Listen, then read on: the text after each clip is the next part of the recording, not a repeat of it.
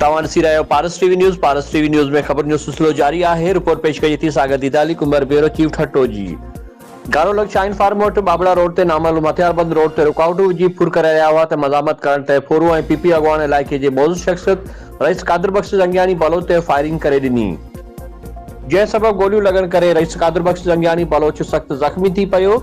Rice Qadir बख़्श जंगियानी Bloch जी जवाबी firing में हिकु नामालूम फोरू मारिजी वियो ऐं ॿियो फोरू फरार थियण में कामयाब थी वियो। ज़ख़्मी मौजूद शख़्सियत रईस कादिर बख़्श जंगियानी खे रूरल हेल्थ सेंटर घारो नियो वियो। वाक़िए वारी जाइ ते डीएसपी मीरपुर साकरो गुलाम रसूल सियाल घारो जो पुलिस जी वॾी नफ़री पइजी मारिजी वियल फोरू जे लाश खे खणाए वई। वधीक जांच जारी आहे।